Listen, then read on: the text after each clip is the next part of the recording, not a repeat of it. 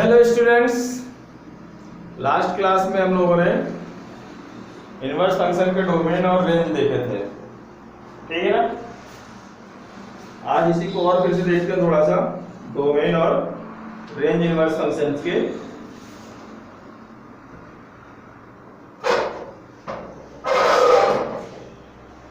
ये हमारा हो गया फंक्शन,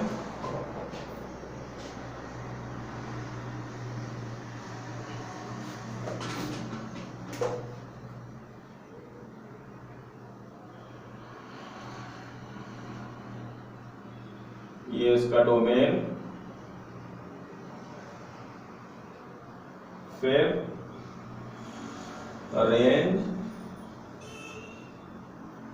और प्रिंसिपल वैल्यू ब्रांच, ठीक है ना। ये आप लोगों को याद रखनी है सारी चीजें, क्योंकि ट्रिग्नोमेट्री में अभी तक जो पेपर आता था वो फर्स्ट और सेकंड चैप्टर को मिलाकर आता था 30 नंबर का। अब इस चैप्टर से केवल सही विकल्प वाले क्वेश्चंस आएंगे, ठीक है ना। तो इसलिए आप लोगों को इसका किसी भी फंक्शंस का डोमेन, रेंज और प्रिंसिपल वैल्यू ब्रांच को याद रखना है। जैसे पहला हो गया हमारा y बराबर साइन इनवर्स x, ठीक है। साइन इनवर्स x का डोमेन कहां से कहां तक था? इसका डोमेन था -1 से 1, ठीक है। और इसकी रेंज कहां से कहां तक थी? -π/2 से π/2 के बीच में थी, ठीक था ना। यही थी रेंज इसकी। मतलब इसकी जो प्रिंसिपल वैल्यू ब्रांच है, मेन प्रिंसिपल वैल्यू ब्रांच है, ठीक है ना, वो कहां से कहां तक है? y की जो वैल्यू है वो -π/2 के बराबर या π/2 से छोटी या उसके बराबर, इस तरह से है, ठीक है। रेंज मतलब वही y की वैल्यू, और y की वैल्यू क्या है? -π/2 से π/2 के बीच में। जबकि x की वैल्यू क्या ले सकते हैं? -1 से 1 के बीच में, ठीक है। फिर दूसरा है cos इनवर्स x, इसके लिए भी डोमेन यही था, -1 से 1, ये सब बता दिया गया था पिछली वीडियो में। और इसके लिए जो रेंज था 0 से π के बीच में है, ठीक है। मतलब 0 से बड़ा y का मान या π से छोटा या π के बराबर, ये वैल्यू थी किसकी? cos इनवर्स x की, ठीक है। फिर तीसरा है हमारा tan इनवर्स x।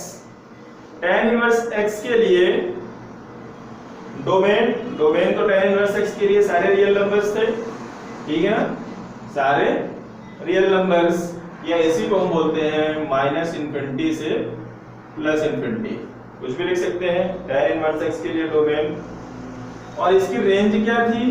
इसकी रेंज थी -π/2 से π/2, ये ओपन इंटरवल में था, क्योंकि π/2 पे इंफिनिटी थी, फलन अनडिफाइंड था, तो रेंज इस तरह से थी, ठीक है। मतलब y की वैल्यू -π/2 से बड़ी और π/2 से छोटी, इस तरह tan इनवर्स x की प्रिंसिपल ब्रांच थी -π/2 से लेकर के π/2 पर। π/2 और -π/2 उस पे इंक्लूड नहीं था, ठीक है। उसके बाद तो x की वैल्यू क्या ले सकते हैं? -∞ से ∞ के बीच में कुछ भी ले सकते हैं, तो हमें y की वैल्यू -π/2 से π/2 के बीच में मिलेगी, वो प्रिंसिपल वैल्यू ब्रांच है। फिर y बराबर cot इनवर्स x, इसके लिए भी जो डोमेन था वो r ही था, रियल नंबर, मतलब -∞ से ∞ तक। रेंज इसकी थी 0 से π, रेंज cot इनवर्स x की क्या थी? 0 से लेकर के π, ठीक है ना, ओपन इंटरवल पे था। तो ये हमारा y की जो वैल्यू है वो 0 से ज्यादा और π/2 से छोटा। 0 पे इंफिनिटी हो जाता है cot 0 की वैल्यू, और पाई पे भी इन्फिनिटी रहता है, इसलिए 0 और पाई शामिल नहीं है, इसलिए ओपन इंटरवल लगा हुआ है। ठीक है ना। उसके बाद है y बराबर sec inverse x। Sec inverse x के लिए जो डोमेन था वो क्या था? सेक इनवर्स x का डोमेन इस तरह से था, sec inverse x 1 cos theta, domain इस तरह से था। ठीक है ना। इसमें से सारे रियल नंबर शामिल थे, -1 या 1 को, -1 और 1 के बीच की संख्याओं को निकाल दिया है। ठीक है। या इसी को इस तरह से भी लिखा था, -इन्फिनिटी से बड़े x की वैल्यूज -इन्फिनिटी से बड़ी, या फिर इस तरह से लिख सकते हैं -इन्फिनिटी से लेकर के, इधर ओपन इंटरवल लगाते हैं, -इन्फिनिटी से -1, इधर क्लोज इधर ओपन, यूनियन 1 इधर क्लोज और इधर यूनियन।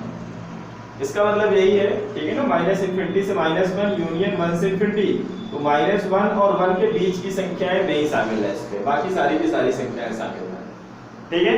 तो x की वैल्यू -इन्फिनिटी से +इन्फिनिटी ले सकते हैं, बट -1 और 1 के बीच की संख्याएं नहीं लेंगे। और इसकी जो रेंज थी वो क्या थी? इसकी रेंज थी 0 से लेकर के पाई के बीच में, बट उसमें -π/2 नहीं शामिल था, क्योंकि sec थीटा 1 cos थीटा और cos 90 पे 0 होता है, तो sec 90 इन्फिनिटी हो जाएगा, उसके अनडिफाइंड हो जाएगा। तो 0 से लेकर के पाई के बीच की सारी वैल्यू, उसमें π/2 शामिल नहीं होगा। ठीक है ना। तो ये हो गई हमारी इसकी ब्रांच। तो इसकी प्रिंसिपल ब्रांच क्या हो जाएगी? इसकी प्रिंसिपल ब्रांच हो जाएगी 0 से लेकर के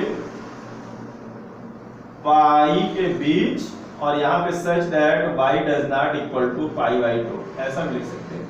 y की वैल्यू π/2 के बराबर बस नहीं आ सकती है, और बाकी 0 से लेकर के पाई के बीच के सारे मान, ये इसकी प्रिंसिपल ब्रांच में है। ठीक है ना। मुख्य मान शाखा में है। ये हमारा हो गया सेक इनवर्स x। फिर इसी तरह से कॉसेक इनवर्स x बराबर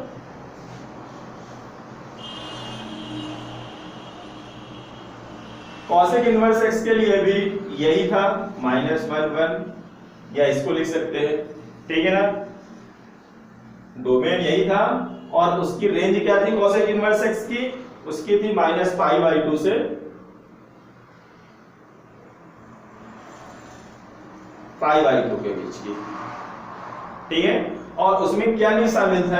इसमें 0 नहीं शामिल था, क्योंकि cosec थीटा 1 sin थीटा, और 1 sin 0 क्या हो जाता है? sin 0 हो जाएगा हमारा इन्फिनिटी में हो जाएगा, sin 0 0 होता है 1/0, तो 0 शामिल इसमें नहीं होगा। या हम इसको ऐसा भी लिख सकते हैं, -π/2 से लेकर के π/2, और such that y does not equal to 0, y की वैल्यू 0 नहीं होगी, बाकी सारे मान इसकी प्रिंसिपल वैल्यू ब्रांच में आ जाएंगे।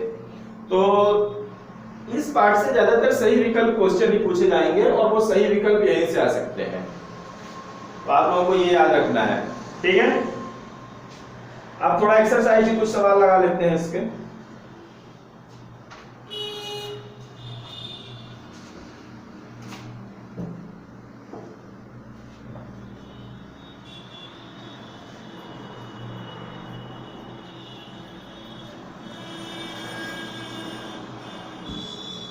प्रश्नावली 2.1। प्रश्नावली 2.1 में पहला क्वेश्चन दिया हुआ है ग्राफ खींचने के लिए। पहले में दिया हुआ है निम्नलिखित फलनों के आलेख मुख्य मान शाखा में खींचिए। तो वैसे तो ग्राफ आप लोगों के कोर्स में इस साल नहीं है, आलेख खींचने के लिए है ही नहीं, बट इसमें दिया हुआ जैसे मान लो साइन इनवर्स x का दिया हुआ है। अब इसका आपको ग्राफ खींचना है। ठीक है। साइन इनवर्स x का दिया हुआ है और इसका ग्राफ खींचना है, तो इसका हम ग्राफ खींच सकते हैं। किस तरह से इसको मान लेंगे? माना y बराबर साइन इनवर्स x, तो यहां से x बराबर क्या हो जाएगा? साइन y हो जाएगा। या फिर इस तरह से कर लेंगे कि साइन इनवर्स एक्स की जो मेन ब्रांच होती है, मुख्य ब्रांच में खींचना है ना, मुख्यवान शाखा में, तो साइन इनवर्स एक्स का की मेन ब्रांच या मुख्यवान शाखा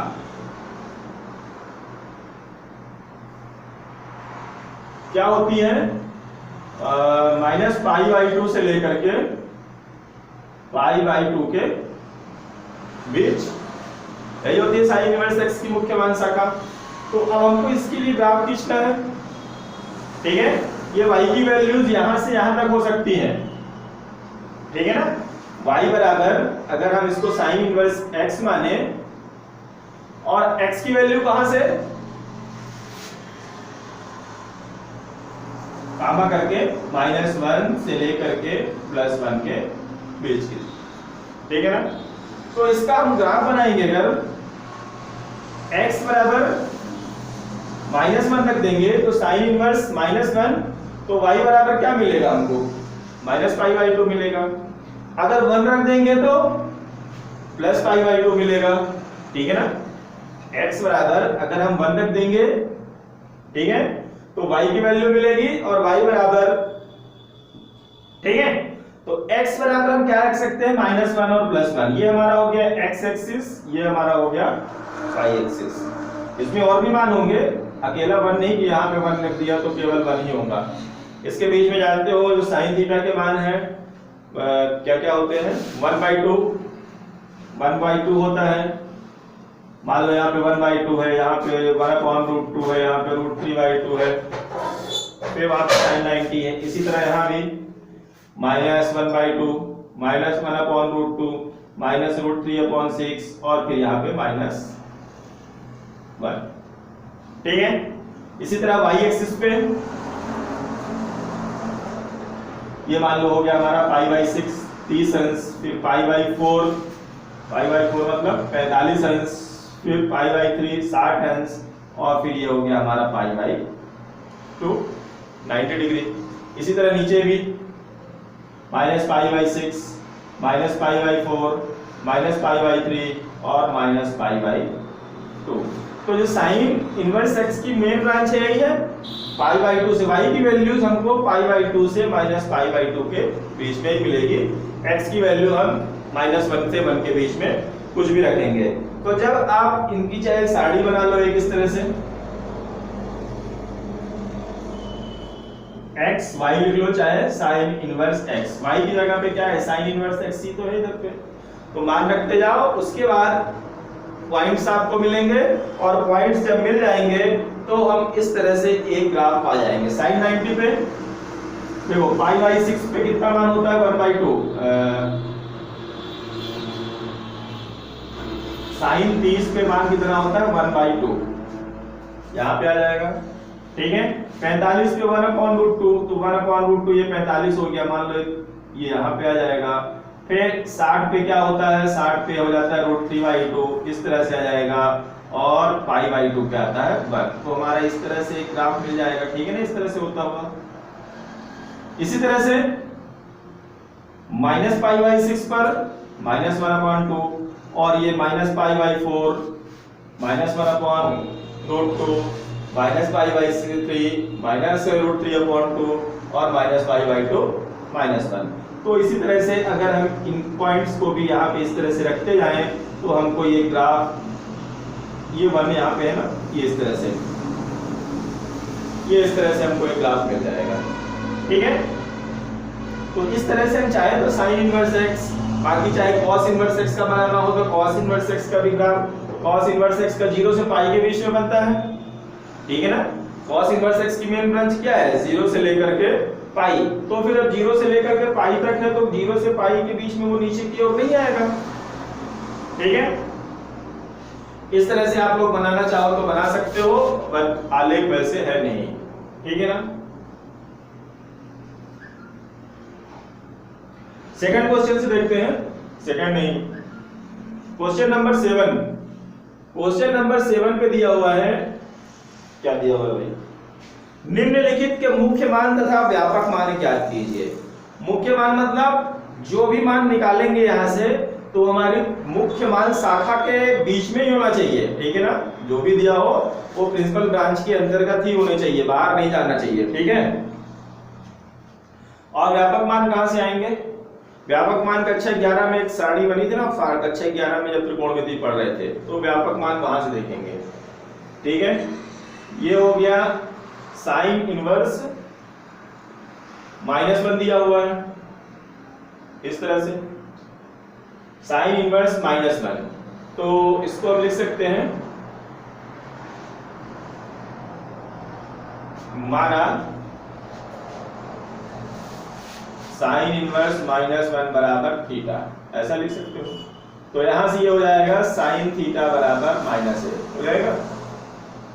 तो इसको लिख सकते हैं साइन थीटा। अब साइन में -1 काय की वैल्यू होगी? -n दिया बाहर, 1 होता है साइन π/2 का मान, साइन 90 का मान 1 होता है। अब इसको हम अंदर भी लिख सकते हैं इस तरह से, क्योंकि साइन माइनस थीटा बराबर माइनस साइन थीटा होता है, ठीक है। तो यहां पे साइन थीटा बराबर, तो मुख्य मान क्या हो जाएगा? अतः जो मुख्य मान है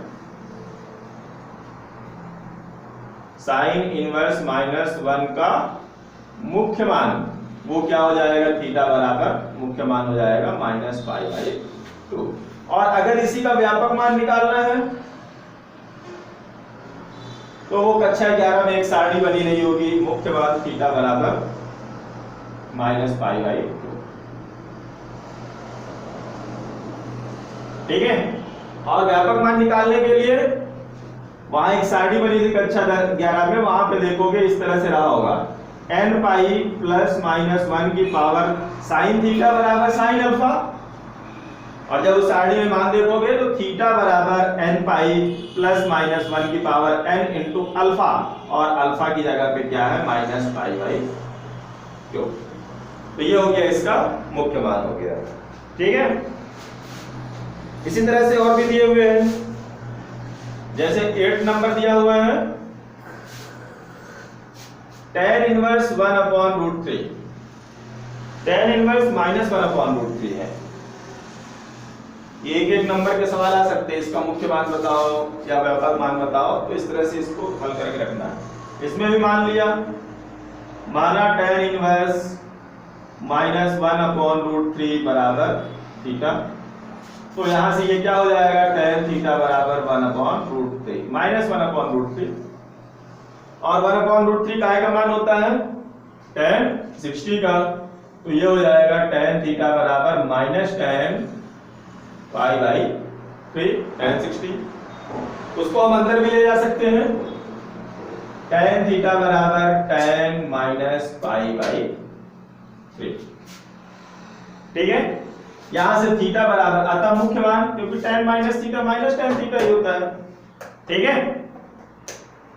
tan -थीटा बराबर tan थीटा ही होता है, इसलिए इसको ऐसा लिख सकते हैं। तो यहां से मुख्य मान आ जाएगा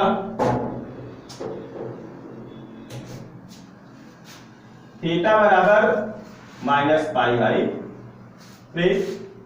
ठीक है। और जो व्यापक मान है वो कहां से आएगा? वो सारणी से आएगा। व्यापक मान सारणी में tan थीटा बराबर tan अल्फा रहा होगा, वहां पे जाके देखोगे व्यापक मान, तो वहां पे था n pi plus alpha, alpha मतलब वो कोण, मतलब -π/3, तो ये हो जाएगा थीटा बराबर n पाई -π/3, ठीक है। तो इस तरह से व्यापक मान और मुख्य मान निकाले जाते हैं। और देख लेते हैं एक 9 नंबर देखते हैं, cos इनवर्स -1/2, ये दिया हुआ है, इसको ही मान लिए, माना cos इनवर्स -1/2 बराबर थीटा, ठीक है। तो यहां से ये हो जाएगा cos थीटा बराबर -1/2, ठीक है।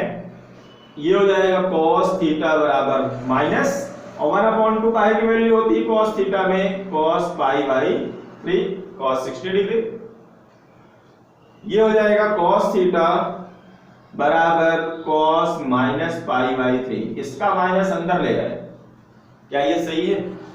cos माइनस थीटा बराबर तो प्लस cos थीटा होता है, ये तो प्लस आ जाएगा, बट ऊपर तो माइनस लिखा हुआ है, तो फिर इसको इस तरह से नहीं लिख सकते हैं। इसको कैसे लिखेंगे?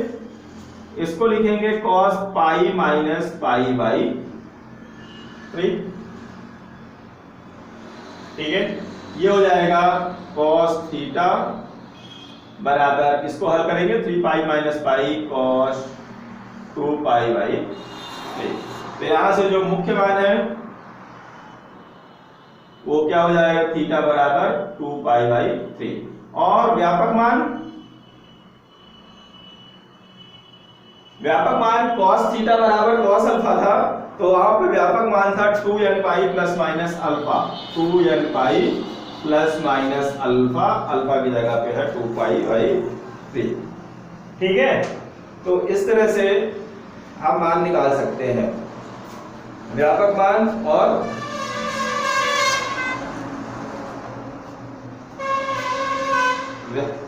व्यापक मान और मुख्य मान सब निकाल सकते हैं, ठीक है ना। ध्यान रखना है कि हमने तो जो मान निकाले ये सब के सब इनकी प्रिंसिपल वैल्यू ब्रांच के अंतर्गत 2 पाई बाई 3 इसकी प्रिंसिपल वैल्यू ब्रांच के अंतर्गत ही है, क्योंकि इसकी प्रिंसिपल वैल्यू ब्रांच क्या है? 0 से पाई के बीच में है, और 2 पाई बाई 3 का मतलब 120 डिग्री, तो ये इसके बीच में ही है, 180 डिग्री के बीच में ही है। और देख लेते हैं एक बार,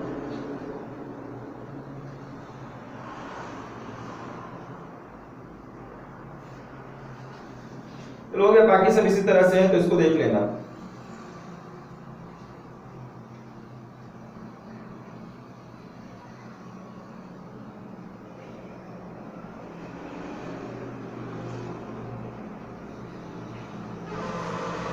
अब इसमें क्वेश्चन नंबर 14 दिए हुए सब इस तरह से, बाकी इसके 13 नंबर तक उसी तरह से है। क्वेश्चन नंबर 14 पे दिया हुआ है मुख्य मान शाखा के अतिरिक्त 2 अन्य शाखाएं ज्ञात कीजिए। तो ये जब उस समय ग्राफ बता रहे थे, तो उसी समय ग्राफ में बता रहा था कि अलग अलग ग्राफ के अलग अलग सेक्शंस लिए जा सकते हैं, जरूरी नहीं कि हम प्रिंसिपल ब्रांच के अंतर्गत ही उसका इनवर्स फंक्शन निकाल सकते हैं। उस पूरे ग्राफ में बहुत सारी जगहों पे ऐसे फंक्शन आते हैं, बहुत सारे ग्राफ के पार्ट्स दिए जा सकते हैं जिनके अंतर्गत ट्रिग्नोमेट्रिक फंक्शंस को इनवर्स 1/2 प्रूव करके उसको इनवर्स कर सकते थे, ठीक है। तो पहला दिया हुआ इसमें साइन इनवर्स x की, जो साइन इनवर्स x है का उसका मुख्य मान क्या होता है? -π/2 से लेकर के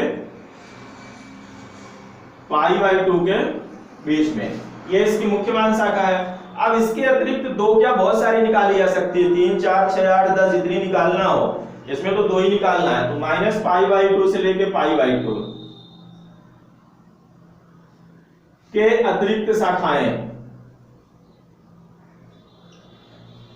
उसको वहीं पे देखोगे, वीडियो पे देखोगे तो वहां पे बताया गया था किस तरह से अन्य शाखाएं ली जा सकती हैं। ये इस तरह से बहुत सारी शाखाएं ली जा सकती हैं। π/2 से अगला साइन इनवर्स x 3π/2, या 3π/2 से ले लो साइन इनवर्स x 5π/2, ठीक है, या -π/2 ले लो, -π/2 sine inverse x less than -3π/2, और इसी तरह से -3π/2 से -5π/2, -5π/2 से -7π/2, बहुत सारी शाखाएं ली जा सकती है, ठीक है ना। बट 2 ही लेना था तो इतनी काफी है।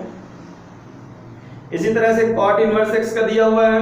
cot इनवर्स x की प्रिंसिपल ब्रांच क्या थी? cot इनवर्स x की प्रिंसिपल ब्रांच थी 0 से लेकर के पाई, 0 से पाई। तो इसकी बाकी की ब्रांच क्या हो जाएंगी? पाई से 2 पाई, 2 पाई से 3 पाई, 3 पाई से 4 पाई। तो इनको देख लेना है, ठीक है ना। चलो आगे चलते हैं 15 नंबर पे। 15 नंबर पे निम्न के मान ज्ञात कीजिए। तो उसमें पहला दिया हुआ है साइन कॉस इनवर्स 4/5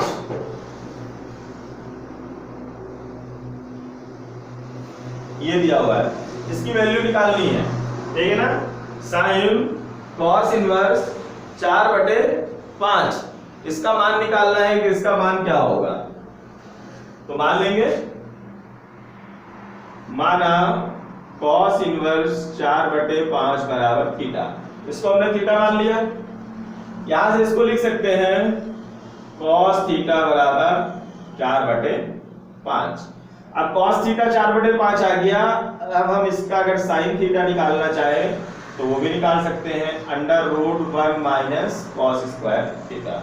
इसको सॉल्व करोगे तो निश्चित तौर से साइन थीटा बराबर आएगा 3/5, ठीक है। अब यहां पे आते हैं, तो अतः साइन कॉस 4/5 बराबर, ये हो गया साइन। अब कॉस इनवर्स 4/5 को हमने क्या मान लिया, थीटा, तो ये हो गया साइन थीटा। और थीटा बराबर यहां से इसको एक लाइन और लिखना था, थीटा बराबर साइन इनवर्स 3/5। साइन थीटा बराबर 3/5, तो थीटा बराबर साइन इनवर्स 3/5। तो ये हो गया साइन, और थीटा की जगह लिख देंगे साइन इनवर्स 3/5। तो ये साइन और साइन इनवर्स कैंसिल नहीं होते हैं, बट ऐसा समझ लो चाहे, ये प्रॉपर्टी है साइन इनवर्स फंक्शंस की, ठीक है ना। त्रिकोणमितीय इनवर्स ट्रिग्नोमेट्रिक फंक्शन की डेफिनेशन क्या थी कि वह त्रिकोणमितीय फंक्शन जो किसी कोण को, ये कोण को रिप्रेजेंट कर रहा है ना, ये देखो थीटा बराबर इतना, ये कोण को रिप्रेजेंट, जो किसी कोण को उसके मान के रूप में बदल दे वही कहलाता है त्रिकोणमितीय, प्रतिलोम त्रिकोणमितीय फंक्शन, ठीक है। तो ये बाय डेफिनेशन इस तरह से हो गया, कट नहीं गया कि ऐसा ऐसा कट जाता है साइन और साइन इनवर्स, ठीक है ना। तो ये आ गई इसकी वैल्यू 3/5। और देखते हैं एक दूसरा दिया हुआ है इसी पे, sine π/2 minus sine inverse √3/2, minus √3/2 है, ये इतना है। इसमें भी मान लेते हैं, ये अंदर वाले को मान लेते हैं, माना साइन इनवर्स, थोड़ा सा इसमें इसको हल करते हैं, ये मान लो हल लिया, इसके बराबर इसको इस तरह से भी लिख सकते हैं, साइन π/2, ये साइन इनवर्स माइनस थीटा दिया हुआ है, साइन इनवर्स माइनस √3/2 है ना, तो माइनस थीटा है, तो साइन इनवर्स माइनस थीटा बराबर माइनस साइन इनवर्स थीटा। वो वाला फार्मूला नहीं है कि साइन माइनस थीटा बराबर माइनस साइन थीटा, ये इनवर्स फंक्शन की ट्रिग्नोमेट्री की प्रॉपर्टी है, ठीक है ना। जबकि cos इनवर्स थीटा बराबर माइनस cos इनवर्स थीटा नहीं होता, और ना तो cos इनवर्स थीटा, वो होता है pi minus cos inverse theta, ठीक है। तो sin π/2 प्लस हो जाएगा sin इनवर्स √3/2, ये इतना हो गया। तो इसके बराबर हम इसको लिख सकते हैं। अब इसमें मान लेते हैं, माना sin इनवर्स √3/2 को मान लिए थीटा, तो यहां से sin थीटा बराबर हो जाएगा √3/2, ठीक है। sin थीटा बराबर √3/2 हो गया, और √3/2 वैल्यू किसकी होती है sin थीटा में, sin 60 मतलब π/3 की। तो यहां से थीटा की वैल्यू, प्रिंसिपल वैल्यू हो जाएगी π/3, ये प्रिंसिपल ब्रांच के अंतर्गत है भी, ठीक है ना। तो अतः हमको वैल्यू इसकी निकालनी थी, ये जो sin π/2 minus sine inverse minus √3/2 था, इसकी जगह पे हम लिख सकते हैं sin π/2, देखो इसकी जगह पर इसको लिखा है ना, तो sin π/2 प्लस और sin √3/2, sin √3/2 को हमने क्या मान लिया, थीटा, और थीटा बराबर क्या आ गया, इतने को हमने थीटा माना था, और ये थीटा बराबर क्या आ गया, π/3, तो इसकी जगह हम लिख सकते हैं π/3। इन दोनों को जोड़ोगे तो साइन 3 पाई प्लस 2 पाई बराबर 5 पाई बाई 6, यही आएगा, ठीक है ना। तो ये आ गया साइन 5 पाई बाई 6। बट ये जो साइन 5 पाई बाई 6 वैल्यू है, इसका मान तो बता सकते हैं कि कितना होगा, 180, 30 पंचे 150, साइन 150 पर जो साइन की प्रिंसिपल ब्रांच है वो केवल 90 डिग्री तक की होती है, तो इसको 90 तक बनाना है। इसको हम लिखेंगे sine pi minus pi by 6, एक ही चीज है, 6 पाई में 1 पाई घटाएंगे 5 पाई, ऊपर वाला आ जाएगा। और साइन 180 माइनस थीटा कितना होता है, साइन थीटा होता है, तो ये हो गया sine pi by 6, 180 minus theta. और साइन पाई बाई 6 मतलब 30 अंश, और 30 अंश का मान होता है 1/2, ठीक है। इसी तरह का एक और दिया हुआ है इस पे,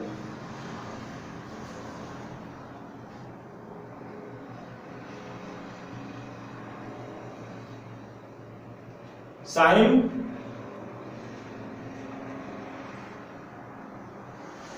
2 साइन इनवर्स 0.6, इसकी वैल्यू निकालनी है।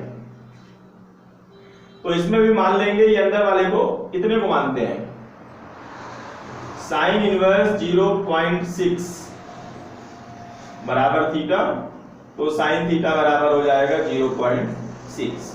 0.6 को क्या लिख सकते हैं, 6/10, और 6/10 को क्या लिख सकते हैं, 3 दूनी 6, 5 दूनी 10।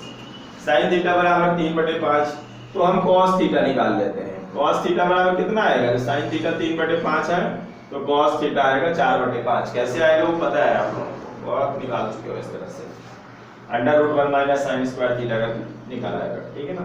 आता अब ऊपर चलते हैं, यहाँ पे साइन 2 साइन इनवर्स 0.6 बराबर, साइन ये हो गया और ये 2 हो गया, और इस साइन इनवर्स 0.6 की जगह पे क्या लिख देंगे, थीटा। तो ये हो गया साइन 2 थीटा, और साइन 2 थीटा का फार्मूला क्या होता है, 2 साइन थीटा cos थीटा। तो ये हो गया 2 साइन थीटा मतलब 3/5 और cos थीटा मतलब 4/5। ये हो जाएगा 3 चौको 12 दूनी 24/25, या 24/25 को भाग भी कर सकते हो, तो भाग करोगे तो 0.9 समथिंग कुछ आएगा, तो भाग करके देख लेना, ठीक है ना। अब इसके बाद इसमें 16, 17, 18, 19 लगभग एक ही टाइप के क्वेश्चन है, और ऐसे क्वेश्चन को अच्छे 11 में बहुत हल किए हो, बड़े सरल से है। जैसे 16 में क्या लिखा हुआ है, sine inverse 1/3 equal to a हो, ये दिया हुआ है, तो cosec की वैल्यू निकालो। तो जब इतना a दिया हुआ है तो यहां से साइन a बराबर क्या हो जाएगा, 1/3, तो cosec a क्या हो जाएगा, cosec a बराबर होता है 1/sin a, तो 1/1/3 बराबर 3। तो ये तो बड़े चीज दिए हुए हैं,